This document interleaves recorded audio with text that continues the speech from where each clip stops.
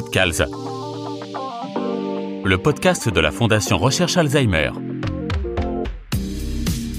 Bonjour à tous, nouvel épisode du Podcals, le podcast de la Fondation Recherche Alzheimer. Et aujourd'hui, nous allons mettre à l'honneur les femmes à l'occasion de la Journée internationale des femmes et des filles de sciences. Et pour ce faire, j'ai le très grand plaisir de recevoir Arabella Bouzig. Bonjour Arabella. Bonjour. Arabella, vous êtes doctorante en neurosciences, mais avant que nous rentrions dans le vif du sujet, que vous donniez cette patate nécessaire aux jeunes filles et aux jeunes femmes pour qu'elles prennent enfin le lead dans la science, on en a besoin. Est-ce que vous pouvez, s'il vous plaît, vous présenter en quelques mots ? Moi, je pense que vous l'avez fait pour moi. Je m'appelle Arabella Bouzig. Je suis en effet doctorante en neurosciences, donc je travaille à l'Institut du cerveau de Paris, qui est basé à la Pitié-Salpêtrière. Et là, je suis en train de finir donc mon doctorat, donc je suis en dernière année. Donc ça a été un long parcours, en tout cas pour cette dernière étape, on va dire plus formatrice, où j'ai fait 3 ans de recherche, donc un grand projet pendant 3 ans. Et là, donc, je suis aux derniers quelques mois et je rends donc ce projet final dans pas longtemps. C'est-à-dire en mars, je crois, si je dis pas de bêtises. Voilà, c'est ça. Donc, je rendrai une version écrite dans quelques semaines et ensuite, il y aura une soutenance publique au mois de mars pour valider, tamponner le titre de docteur et la fin de ce chapitre pour moi, en tout cas. Je suis absolument certain que vous serez diplômé docteur, enfin, mais sur quoi porter toutes vos études ? Donc, c'est un sous-sujet, on va dire, de la neuroscience, donc les maladies neurodégénératives, notamment, donc la plus connue, c'est la maladie d'Alzheimer. Moi, je travaille sur une autre maladie neurodégénérative qui s'appelle la démence frontotemporale. Mon travail tout au long de ces 3 années a été de chercher, en utilisant de l'imagerie, de la neuroimagerie, regarder dans le cerveau des patients atteints de démence frontotemporale pour essayer d'extraire des éléments qui pourraient nous aider à comprendre la maladie, à prédire comment elle va évoluer ou à même à l'anticiper. Je rappelle à nos auditrices et auditeurs que nous avons fait 2 épisodes avec le docteur Isabelle Lebert sur les DLFT. C'est absolument passionnant. Donc, encore une fois, si je puis me permettre, je croise les doigts, Arabella, pour qu'au printemps, vous soyez enfin docteur et je suis sûr que vous y arriverez. Alors, j'ai une petite question qui est toute bête. D'où vous est venue la vocation ? Parce que, si j'ai bien compris, il n'y a pas nécessairement de scientifiques dans votre famille. En effet, j'ai pas forcément, en tout cas mes parents ne font pas de sciences et j'ai pas forcément été exposée au monde scientifique et notamment le monde un peu caché, on va dire, de la recherche. Je pense que finalement, la carrière n'était pas forcément dans mon esprit au tout départ, la carrière de recherche ou de chercheur.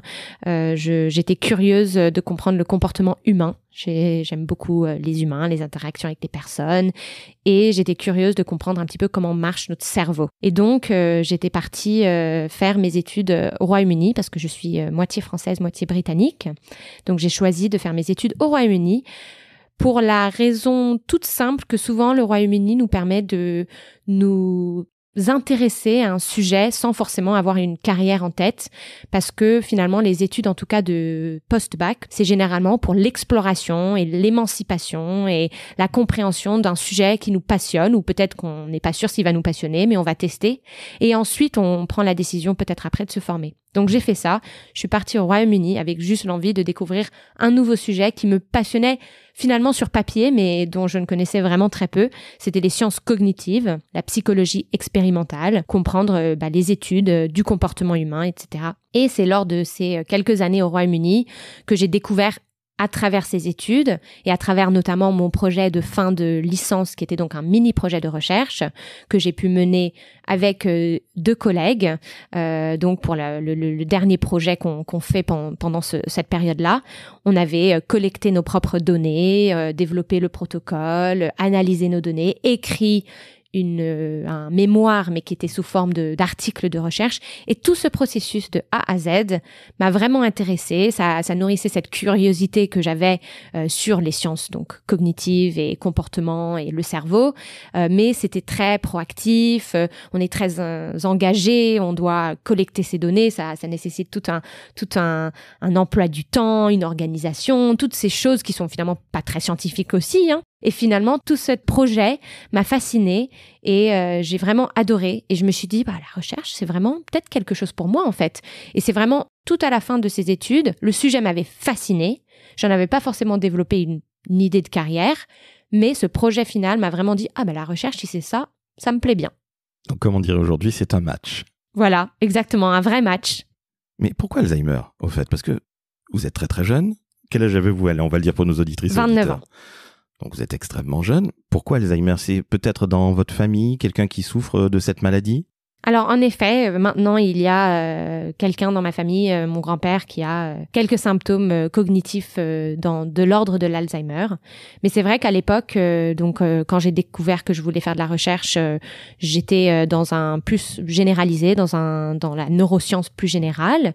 Et puis progressivement, je me suis spécialisée en me disant j'aimerais travailler dans des patients. Donc je me suis un peu plus orientée vers des études, vers des projets qui étaient avec des patients sur des différentes pathologies.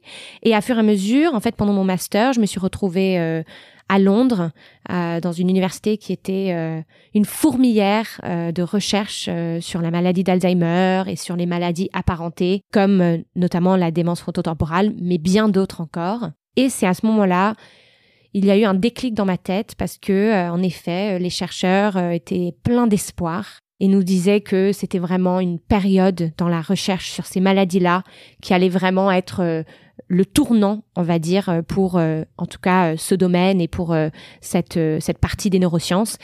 Et finalement, ce dynamisme et cette excitation, finalement, même si à ce moment-là, on n'avait pas de traitement, d'ailleurs, on n'en a toujours pas vraiment, on n'avait pas d'éléments particuliers qui nous disaient que c'était le bon moment, mais on va dire il y avait de plus en plus d'intérêt, peut-être aussi de plus en plus d'investissement, notamment dans ce domaine, qui était quelque chose qui avait été peut-être un peu ignoré au profit, par exemple, d'autres domaines comme le cancer.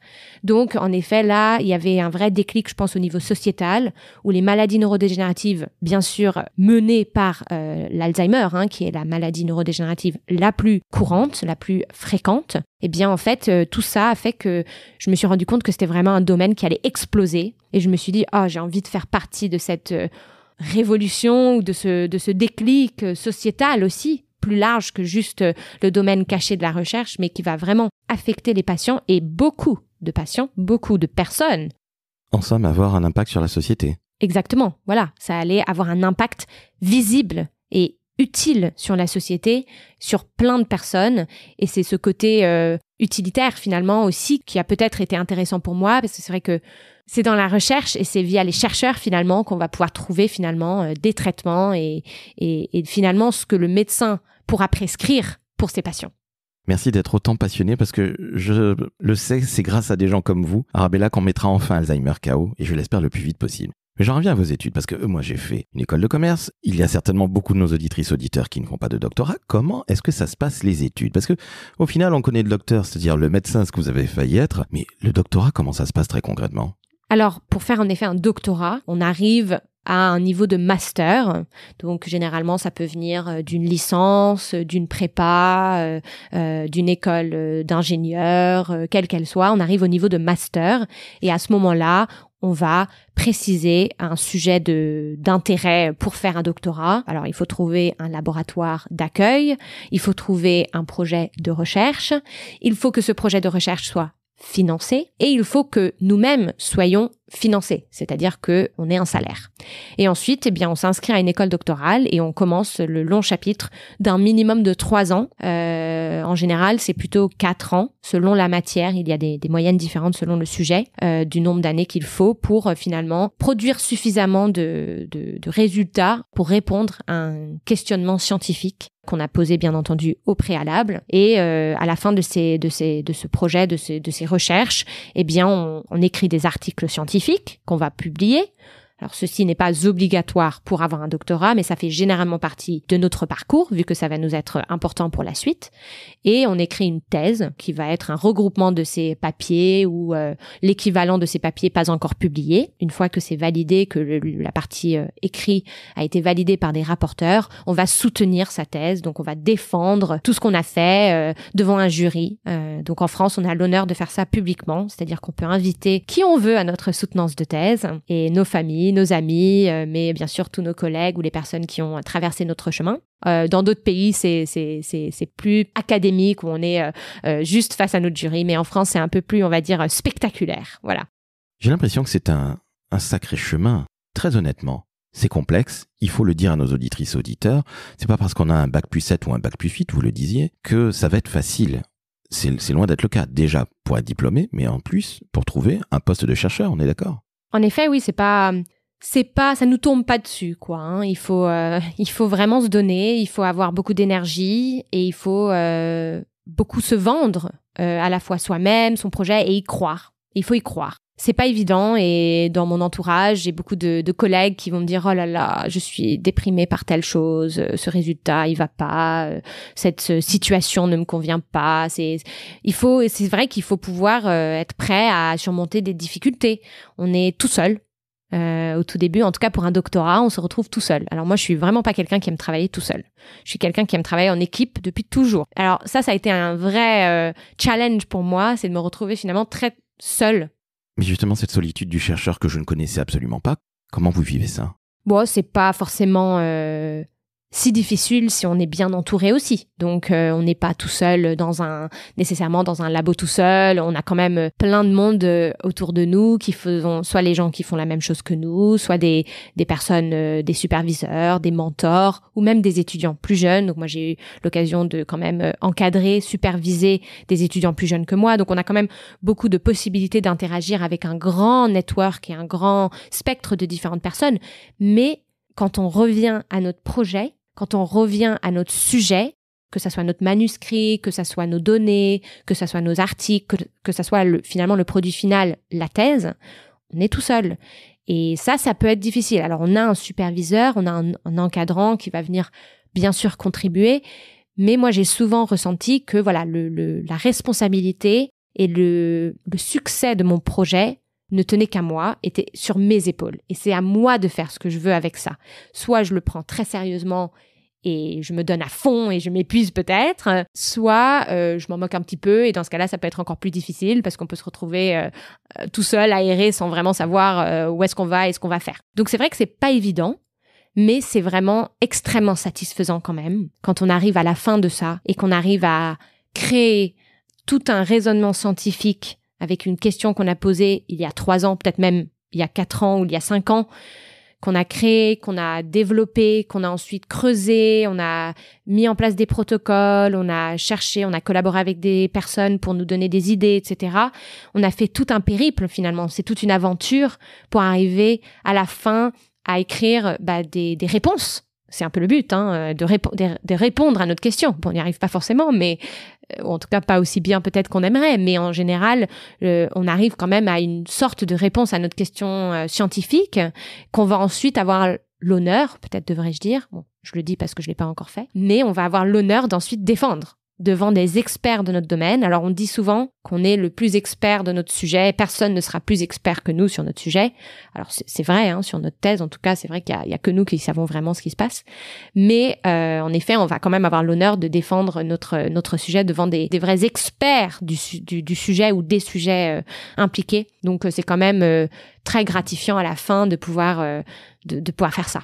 Je suis absolument certain que votre passion et votre fougue tireront dans le mille, si je puis m'exprimer ainsi, qu'au printemps, vous aurez ce magnifique doctorat. Mais alors, je reviens à une question qui est toute bête encore une fois, mais comment on trouve un poste de chercheur? Parce qu'on ne répond pas à Pôle emploi, ou plutôt France Travail, comme on dit aujourd'hui. Comment ça se passe très concrètement? Pour avoir une carrière de scientifique, finalement, en France, on a la chance d'avoir des financeurs publics et qui nous permettent d'accéder à des positions de fonctionnaires. Donc, ce sont des concours annuels. Et donc, on peut avoir un poste permanent en tant que fonctionnaire de chercheur. Alors, c'est un concours, ça veut dire qu'il y a beaucoup d'appelés, mais fort peu d'élus, c'est bien ça? Voilà, c'est exactement le problème. Le concours est le mot-clé. Alors, j'ai dit qu'on avait la chance de l'avoir. Vous allez vous demander pourquoi je dis ça, parce que finalement, la majorité des personnes ne penseraient pas qu'un concours, c'est une chance. Alors, c'est une chance parce que quand même, dans d'autres pays, ça n'existe pas le poste permanent de chercheur. Donc, dans d'autres pays, on est chercheur, mais c'est un peu au choix de l'université, c'est-à-dire que d'un jour à l'autre, on pourrait se retrouver sans poste, en fait, sans salaire, très concrètement. En France, on a quand même la chance, donc je le redis, d'avoir l'option de postuler pour un concours qui va nous permettre d'accéder à un poste permanent. Donc ça veut dire qu'ensuite, on a une stabilité en tant que chercheur. Moi, je vise de postuler pour le concours pour avoir un poste permanent de chercheur. Mais avant d'arriver là, il faut faire tout un nombre d'années qu'on appelle, alors c'est très mal nommé, ça s'appelle le post-doctorat. Et pendant ces années-là, en fait, alors c'est mal nommé parce qu'ils disent, finalement dans le titre, ça suggère que c'est une période juste après le doctorat, un peu comme une année sabbatique après le doctorat, alors que pas du tout. C'est un vrai métier d'être post-doctorat finalement, parce qu'en fait, c'est 10 à 15 ans. C'est prévu que ça soit plus court maintenant, ces périodes de post-doctorat, mais en tout cas, à l'heure actuelle, c'est à peu près 10 à 15 années de recherche post-doctorale. Donc, on exerce notre métier. De toute façon, il faut savoir que quand on fait un doctorat, on exerce déjà notre métier de chercheur. On n'a pas besoin d'attendre le post-doctorat et on n'a certainement pas besoin d'attendre le concours. Ce post-doctorat, entre 10 et 15 ans, c'est quand même une vie. Ah oui, oui. Et puis, les études sont déjà longues et vous l'avez dit, quelque part, vous n'avez pas attendu d'avoir le diplôme pour chercher. Vous êtes déjà sur le terrain. J'ai ouï dire que les chercheurs cherchaient, évidemment, on espère qu'ils trouvent. Je reprends évidemment Monsieur de Gaulle, mais au-delà de ce fait, il y a aussi une recherche de financement. Vous pouvez nous en parler parce que je crois que ça, c'est assez complexe et que personne ne l'imagine réellement, en tout cas dans notre beau pays qu'est la France. En effet, oui. Donc, en tant que chercheur et tout au long de notre carrière, dès les débuts, donc en doctorat, puis en post-doctorat, et jusqu'au concours, mais après le concours aussi, si on l'a passé et qu'on a eu le poste, on passe beaucoup de notre temps à faire des demandes de financement. Finalement, c'est écrire un projet, donc il y a une partie quand même scientifique dans ce processus-là. On va écrire un projet de recherche, donc ça veut dire écrire un questionnement scientifique, expliquer où est-ce qu'on en est dans ce domaine, qu'est-ce qu'on a déjà trouvé, qu'est-ce qu'on n'a pas encore trouvé, qu'est-ce qu'on aimerait trouver. On exprime comment on aimerait répondre à telle et telle question. Et ensuite, on va donc écrire tout ce projet qui va être ensuite soumis. Alors, ça peut être soumis à des associations qui proposent des financements, dont par exemple la Fondation Recherche Alzheimer. Il y a aussi des associations plus larges, des fondations ou des associations qui sont plus sur toute la neuroscience plus généralement. Il y a des financeurs privés aussi, il y a de tout. En fait, ce qui est compliqué, c'est qu'on peut trouver des financements un peu partout. Il y en a pas forcément beaucoup, mais il y en a quand même dans plein de domaines. C'est pour plus ou moins beaucoup d'argent. Et en fait, ces demandes de financement vont nous permettre de financer à la fois le projet et les personnes impliquées dans le projet, c'est-à-dire les salaires des personnes impliquées. Donc, par exemple, le salaire d'un post-doctorat, le salaire d'un étudiant en master pendant les quelques mois de stage, etc., etc. Donc, en fait, on va avoir des demandes de financement. Alors, il y en a qui sont que pour les salaires, il y en a qui sont que pour le projet, il y en a qui font des demandes pour les deux combinés. On la loue comme on veut après. Et donc, finalement, on passe notre temps en tant que chercheur à faire des demandes de financement pour financer nos projets de recherche. Ces financements, ils vous arrivent pour combien d'années ? 2, 3, 5, plus ? Oui, alors en effet, c'est pas généralement pour très longtemps. Donc, quand c'est des financements pour des salaires, généralement, ça va financer 1 an, 2 ans, ou je dirais le maximum 3 ans, voire 4. Mais c'est très, très rare qu'on trouve des financements d'un coup comme ça pour 3 années d'un salaire d'un doctorat. Donc, ça va être le premier, par exemple, le salaire d'un doctorant. Ça, c'est celui qui, par exemple, doit finalement être de 3 ans, vu que le doctorat dure 3 ans. Alors, il le finance pendant 3 ans, mais quelquefois, on a besoin d'un peu de prolongement. Donc là, il faut aller chercher ailleurs pour trouver un complément. Mais en effet, en général, je dirais que pour les financements de salaire postdoctoral, par exemple, ça va être plutôt 2 ans ou 3 ans max. Les salaires ensuite pour les projets, on peut avoir des projets qui vont durer des années, mais souvent ça va être en effet une combinaison de financements qui vont nous permettre de financer le projet en intégralité. Donc le premier financement va durer par exemple 2 ou 3 ans. Il va nous permettre de collecter des données sur 50 patients et ensuite on va avoir un autre financement qui va nous payer encore 50 sujets et encore 2 ans par exemple. C'est absolument incroyable ce que vous nous racontez là, Arabella. Parce que finalement, vous êtes non seulement Bac plus 7 ou 8, le fameux doctorat, vous êtes également entrepreneur ou entrepreneuse. Parce que chercher des financements, c'est exactement ce dont il s'agit. Je pense qu'il y a plein de gens, s'ils nous écoutent, qui sont dans des startups, ils vont évidemment se reconnaître dans tout ce que vous dites. Je vous pose une question qui est peut-être un petit peu difficile, et je le dis par avance, mais est-ce que ça n'est pas un peu épuisant par moment ? Ah oui, c'est épuisant, et puis c'est épuisant pas juste physiquement, dans le sens qu'on doit passer notre temps à finalement dévouer à faire ça. Donc, on prend du temps sur nos travaux de recherche pour faire ça.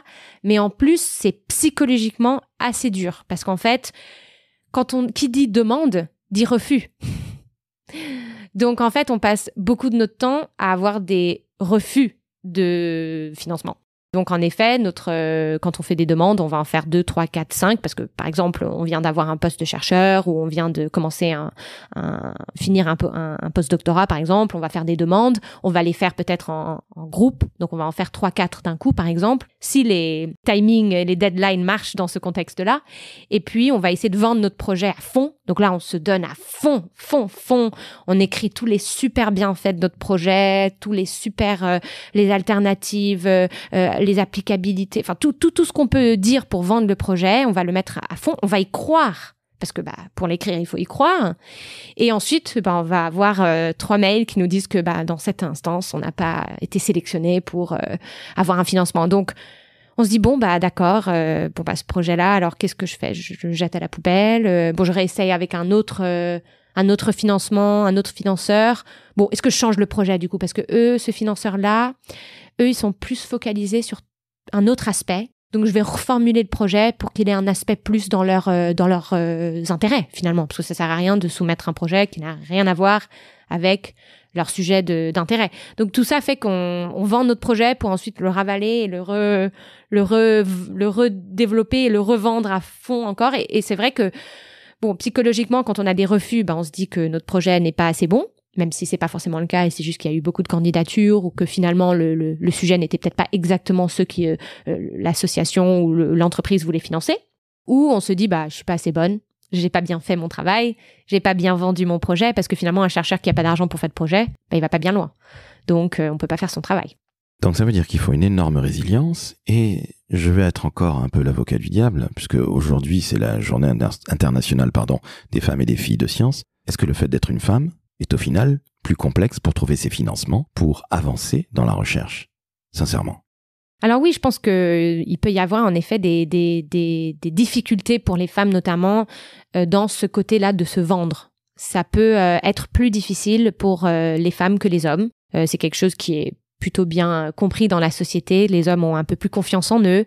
La société, en tout cas, a peu affecté les ambitions d'un homme, alors que les femmes, peut-être, ont eu plus d'obstacles ou plus de suggestions que si elles se vendent, c'est prétentieux, des choses comme ça. On peut avoir cette impression-là en tant que femme, je pense, de se dire que c'est prétentieux, il faut pas que non plus je dise trop de bien de moi ou de mon profil ou de mon projet, parce que il faut être modeste quand même. Donc je pense qu'en effet les femmes dans ce sujet-là peuvent trouver ça assez éprouvant, et c'est vraiment quelque chose que je pense on a compris maintenant, et que les femmes scientifiques savent qu'il faut pouvoir faire comme les hommes, vendre son sujet comme les hommes. Donc je pense que ça va devenir plus simple, mais il y a eu une période quand même où je pense que les femmes vendaient moins bien leurs projets ou avaient plus de difficultés à se vendre même elles pour ce genre de choses. Donc je pense que là, en effet, les femmes peuvent avoir un peu plus de difficultés à accéder à des financements, à accéder à des salaires finalement, ou même à des postes. Donc je pense que ça c'est en effet important. Après, on a la chance en neurosciences d'avoir beaucoup de femmes quand même, hein. Donc c'est un domaine très mixte. Peut-être qu'il y a même une légère prédominance de femmes. Et ça, c'est assez encourageant aussi, parce qu'on a beaucoup de modèles, on a beaucoup de femmes justement qui, elles, n'ont pas eu de difficulté à se vendre et qui ont donné tout ce qu'elles avaient pour financer leur projet, etc. Et donc, on se dit, si elles peuvent, moi aussi. Donc, on a des exemples féminins autour de nous quand même assez fréquemment, hein. Moi, je suis entourée de ce genre de modèles, en tout cas. Alors, donnez-nous des noms, s'il vous plaît, parce que celles et ceux qui vont nous écouter vont se dire, mais qui est cette femme qui a inspiré la Passionata Chiarabella ? Alors oui, déjà ma mentor, ma superviseure, Dr Lara Migliaccio, qui est du coup une neurologue chercheuse ici à l'Institut du cerveau et à l'hôpital Pitié-Salpêtrière Pétrière. Donc Lara, bien sûr, c'est une source d'inspiration parce qu'elle me guide au quotidien, à la fois sur mon projet et mon travail, mais aussi sur ma carrière plus long terme, sur même mes situations personnelles quelquefois. Donc en effet, c'est une femme très forte et qui a bien sûr, je pense notamment dû affronter les problèmes un peu des femmes dans la recherche et dans la science. En effet, j'ai la chance d'arriver peut-être un peu plus tardivement, peut-être une génération après, où les choses sont peut-être un petit peu plus faciles pour nous. Donc, je peux pas parler de exactement comment ça a été dans la génération d'avant, mais je pense que ça n'a pas été facile. Donc déjà, et puis il faut dire que l'Institut du cerveau vient d'accueillir même la nouvelle directrice, Dr Stéphanie Debette, qui est donc une femme extrêmement forte, qui a fait plein de choses, et pourtant elle est pas très âgée. Je pense qu'elle va permettre à l'Institut de développer un nouveau visage. Alors, sans dire que l'ancien n'était pas bien, bien entendu. J'ai beaucoup d'admiration pour le professeur Alexis Brice, avec qui j'ai d'ailleurs des sujets en commun parce que lui aussi s'était intéressé à la démence frontotemporale dans ses années de recherche. Mais en effet, l'Institut va apporter un nouveau visage. Donc, ça va avoir un impact pendant un bout de temps, je pense. Un impact de rôle modèle, comme vous disiez. Absolument. Et je pense que moi, je la connais pas très bien, Stéphanie. Je l'ai rencontrée à quelques reprises seulement et elle vient à peine de commencer son rôle là la semaine dernière. Mais je pense que je pourrais déjà dire que c'est un modèle pour moi, en tout cas au niveau de la carrière. Et si un jour je pourrais prétendre à être directrice de l'Institut du cerveau, voilà, c'est elle qui m'aurait permis même d'avoir cette idée. Parce que pour moi, je pense qu'elle joue déjà un rôle de modèle dans le sens qu'on n'a pas forcément d'obstacles. J'en profite évidemment pour saluer la formidable Lara Migliaccio que nous avons reçue dans le podcast à propos des malades jeunes souffrant de la maladie d'Alzheimer. Si j'ai bien compris, il y a des stéréotypes dans la science. Ce serait plutôt un métier d'homme. Mais vous nous parliez hors antenne d'une étude qui a été faite, enfin quelque chose d'assez étonnant. Est-ce que vous pouvez nous en parler s'il vous plaît? Parce que je ne veux en aucun cas que celles et ceux qui nous écoutent, et particulièrement les femmes qui nous écoutent, se disent « les sciences ne sont pas pour moi ». C'est absolument hors de question. Donc, est-ce que vous pouvez nous expliquer cette étude, enfin, ce cas clinique, je ne sais pas comment on dit, mais c'est assez surprenant. Expliquez-nous-le, s'il vous plaît, Arabella. Dans tout sujet scientifique, mais en tout cas en neurosciences et en sciences cognitives, et on s'aperçoit quand même que des choses qui avaient été dites et prouvées par le passé, comme par exemple que les femmes seraient moins fortes en effet en mathématiques, ou que les hommes seraient meilleurs dans certains domaines, ou même que les hommes auraient des cerveaux plus développés ou telle autre chose. On s'aperçoit finalement qu'il y a quand même beaucoup de biais. Alors les biais, c'est grand comme domaine, mais en tout cas, en effet, il y a un biais tout simple qui est le stéréotype que vous avez évoqué, le stéréotype du genre, et finalement le fait que finalement dans la société on dise que les hommes sont meilleurs dans telle ou telle chose, ou même que les femmes sont meilleures dans telle ou telle chose, ça affecte, ça vient changer, réduire ou augmenter notre performance sur le sujet en question. Donc, par exemple, en effet, c'était d'ailleurs un petit projet de recherche que j'avais fait quand j'étais en licence, c'était d'évaluer à quel point le stéréotype qu'une femme est moins bonne sur une tâche, à quel point ça affectait leur performance. Donc, on avait deux groupes. Un groupe à qui on donnait ce sort de stéréotype et un groupe à qui on ne donnait pas ce stéréotype. On donnait ce qu'on appelle une tâche contrôle, donc ça n'avait pas d'impact.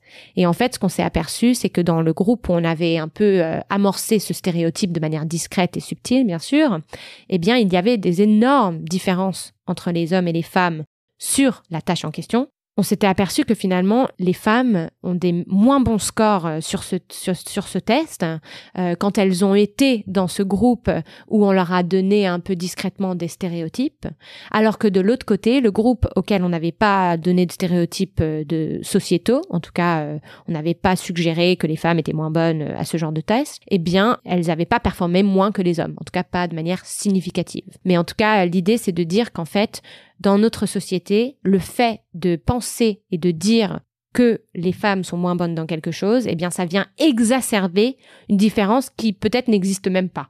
c'est difficile de savoir si elle existe vraiment, mais si elle existe, elle est peut-être toute petite, mais le fait de le penser, de le dire et d'y croire, eh bien les femmes, en tout cas, chez les femmes, ça affecte leur performance, c'est une menace pour leur performance. Et donc on revient aux mathématiques et aux femmes, et même aux sciences plus généralement, parce que je pense que ce stéréotype existe sur les sciences plus globalement. Eh bien en effet, on a le stéréotype que les femmes sont moins scientifiques. Mais en réalité, ce que j'espère vous avoir montré ou expliqué, c'est que la recherche, c'est pas que de la science. Il y a plein de choses dans la recherche, et donc être chercheur, et donc scientifique aussi, eh bien, il y a plein d'éléments, il y a plein d'aspects. Et à vrai dire, je crois que les femmes, on est peut-être meilleures sur plein d'aspects qui sont impliqués dans le rôle et la carrière de chercheur. Il faut donc savoir, bien sûr, en effet, faire des sciences, mais il faut aussi savoir bien les communiquer. Et pour utiliser le stéréotype dans l'autre sens, la communication est un sujet qui est de manière stéréotypiquement plus associé aux femmes qu'aux hommes. Donc finalement, les stéréotypes peuvent, pour la science, en tout cas pour le rôle de chercheur, jouer dans les deux sens. Je pense que les femmes et les hommes ont tous les deux la place en tant que chercheurs. Ils apportent des choses peut-être complémentaires. En tout cas, s'il y a des différences, je pense qu'elles ont toutes leur place en tant que chercheurs. Donc ça, je pense que c'est hyper important. Et je pense que les femmes, l'une des raisons pour laquelle les filles ont moins voulu s'investir dans la science, etc., c'était un peu dû au fait qu'il y avait peut-être moins de modèles féminins dans la science. Et ça va être, j'espère que ça l'est déjà, mais ça va être de moins en moins le cas. Donc les filles et les femmes sont toutes les bienvenues. Et si je peux me permettre aussi, c'est que les biais peuvent aussi venir tout au début du fait que avant les chercheurs c'était plus des hommes, donc ils cherchaient peut-être chez des sujets qui étaient des hommes, ils utilisaient leurs propres expériences pour leur questionnement scientifique, pour leur raisonnement. Donc il y avait un biais finalement dès le départ. Maintenant qu'il y a plus de femmes, on va tester plus de femmes, on va regarder chez plus de femmes. Donc il y a en général plus de représentation féminine sur tous les niveaux, à la fois au niveau du chercheur, mais peut-être aussi au niveau des participants aux recherches, au niveau de tous les aspects. Et donc tout ça va venir rééquilibrer l'accès, mais aussi le visage de la science. Quel message et quel conseil souhaiteriez-vous donner aux jeunes femmes, aux filles, pour que justement elles prennent, allez, je vais dire les choses très clairement, qu'elles prennent à terme le pouvoir dans la science ? Ça va pour les femmes comme pour les hommes, mais approchez-nous, venez nous voir, venez nous parler. La recherche, la science, c'est peut-être un petit peu caché. C'est pas un monde très mis en avant. C'est pas forcément beau. Enfin, il y a pas forcément de choses belles à montrer. Il y a pas de produits, il y a pas d'esthétique particulièrement. Donc, je pense que venez voir un petit peu ce à quoi ça ressemble de travailler dans un laboratoire de recherche ou de faire un travail de science. Et je pense que les femmes et les filles, notamment, il faudrait peut-être insister que ayez cette confiance en vous de vous dire, je vais venir voir ce à quoi ça ressemble. Je suis curieuse de savoir pourquoi Arabella dit que il y a plein d'autres aspects dans la recherche que juste la science pure. Qu'est-ce que je pourrais apporter? Moi, je suis peut-être moins scientifique, mais je suis curieuse quand même. J'aime bien ce genre de sujet. J'aime bien l'idée de faire de la recherche. Qu'est-ce que je pourrais apporter d'autre aussi? Donc, je pense qu'il y a aussi plein de moyens d'être impliqué dans la recherche sans être chercheur aussi. Donc il y a plein de partenaires satellites et de personnes qui vont être impliquées dans le travail plus généralement autour de la recherche scientifique. Venez nous voir, venez voir un petit peu à quoi ça ressemble. Je pense que c'est pas comme on pourrait l'imaginer. Donc ça vaut le coup. C'est très varié et je pense qu'il y en a pour tous les goûts. Et on ne s'ennuie jamais. Non, alors ça, on ne s'ennuie jamais. Arabella, nous sommes dans le podcast de la Fondation Recherche Alzheimer. Pouvez-vous nous expliquer le soutien justement de la Fondation dans vos travaux ? La Fondation a apporté beaucoup pendant toute ma thèse. Donc, bien sûr, au départ, c'était une opportunité financière parce qu'ils ont financé mon salaire pendant mes 3 années de thèse. Mais en plus, il y a eu cette stabilité, non pas juste le côté financier, mais aussi que je sais qu'ils étaient toujours très à l'écoute, très ouverts. Si je voulais venir parler avec eux de mon projet, peut-être leur proposer d'autres idées, ils étaient à l'écoute de tout ça. Donc je pense que toute ce côté financier, cette stabilité était quand même le premier élément. Mais en plus de ça, tout au long de ma thèse, il y a eu tout un nombre de rencontres. Alors elles ont été variées dans leur type, mais j'ai rencontré via la FRA d'autres chercheurs. J'ai rencontré les bénévoles qui s'impliquaient dans la fondation. Donc, j'ai pu faire une présentation notamment de mon projet qui m'a permis de tout au début de ma thèse aussi développé une présentation plus vulgarisée de mon projet de recherche, donc tout un travail de communication pour le vulgariser mieux. J'ai aussi rencontré des patients, j'ai même rencontré un producteur, réalisateur d'un film. Donc, j'ai fait tout un tas de rencontres pendant ma période soutenue par la Fondation Recherche Alzheimer. Et bien sûr, tous ces événements, toutes ces activités, j'ai fait des podcasts ou des vidéos, des choses comme ça. Tout ça a permis de développer plein d'autres, finalement, ce qu'on appellerait skills en communication scientifique, en présentation, aussi comprendre, comme je vous disais, tous les partenaires satellites qui font partie de la recherche, les financeurs, comment ça marche, quelle structure ça peut avoir. Donc l'expérience avec la FRA était super et je les remercie grandement de tout leur soutien depuis 3 ans. J'ai 2 dernières questions pour vous et je vous le dis très sincèrement, Arabella, elles sont difficiles. Je suis prête. La première, qu'est-ce que vous appréciez le plus dans votre job ? Bon, c'est facile pour moi parce que j'adore ce que je fais. J'adore ce que je fais, donc il y a plein de choses que la recherche m'apporte. Je dirais que le numéro 1, et c'est très pragmatique, c'est la flexibilité. On peut faire un peu ce qu'on veut quand on veut. Je peux arriver à l'heure que je veux, je peux partir à l'heure que je veux. Hier soir, je suis partie à 22h30, il n'y avait plus de lumière à l'Institut du cerveau et elle ne se rallume pas. C'est dingue, mais c'est vrai. Donc il y a une super flexibilité au niveau quotidien. Il y a une flexibilité dans le contenu. Finalement, qui me dit ce que je dois faire ? Quel projet je dois faire? Je peux faire ce que je veux. Et si je le vends assez bien, je serai financée pour le faire. Donc, il y a vraiment une flexibilité du sujet et même de l'activité parce que je peux répondre à une question scientifique par plein de moyens. Et c'est à moi et mon financement de décider finalement, donc je dis financement parce que il y a des choses qui sont beaucoup plus chères que d'autres. Faire une IRM, image par résonance magnétique, donc un scanner du cerveau, ça va coûter beaucoup plus cher que un test cognitif ou un jeu ou un questionnaire, bien sûr. Donc bon, les moyens vont me limiter peut-être, mais je peux faire en théorie, je peux faire ce que je veux. Donc ça, c'est super. Et même au quotidien, quand j'arrive au travail, c'est moi qui décide ce que je vais faire aujourd'hui. C'est moi qui décide ce que je vais faire demain. C'est comme j'en ai envie. Il y a une hiérarchie au niveau structurel, mais c'est pas pour rien qu'on appelle les personnes au-dessus de nous des superviseurs. C'est pas nos chefs. Ils nous disent pas ce qu'il faut faire. Ils nous orientent. Ils nous conseillent. Donc ça, je pense que c'est important de le savoir. Il y a une super flexibilité. Ce que j'aime aussi, c'est vraiment la variété des choses. On fait tellement de choses différentes. Alors, ça peut être un peu dur. J'ai une collègue pour qui ça pèse plus parce qu'elle se dit « Oh là là, il faut être bon partout. Il faut être bon dans plein de trucs. Il faut être expert même dans plein de choses. Il faut savoir écrire des codes. Il faut savoir rédiger en français, en anglais, scientifique ou vulgarisé. Il faut savoir faire des analyses statistiques. Il faut savoir collecter des données et avoir un bon rapport avec des participants ou même avec des patients.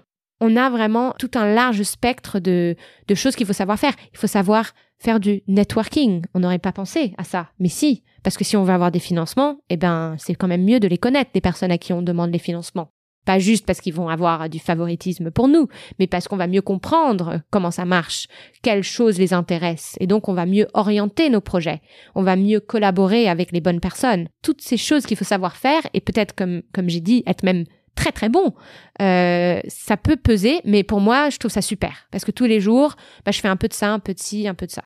Je fais un mix de choses tous les jours. Vous réussissez à avoir une vie personnelle? Alors, en effet, un inconvénient qu'on pourrait dire de la recherche, c'est que il n'y a pas de limite.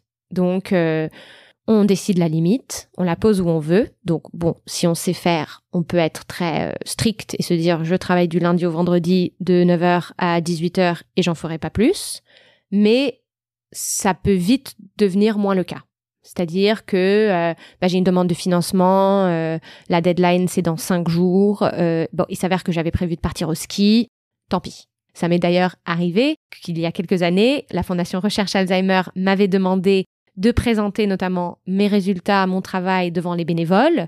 Et il s'avère que c'était le jour que je partais au ski. Alors j'ai fait justement tout un, bon, il y en a qui diraient c'était une vraie saga, mais tout un truc, manteau de ski sur le dos pour faire la présentation sans le manteau bien sûr, pour ensuite littéralement courir, retrouver mes affaires à la maison avec un taxi qui m'attendait et il était arrivé 3 minutes avant moi. Donc je commençais à me faire gronder par mon conjoint qui m'attendait patiemment.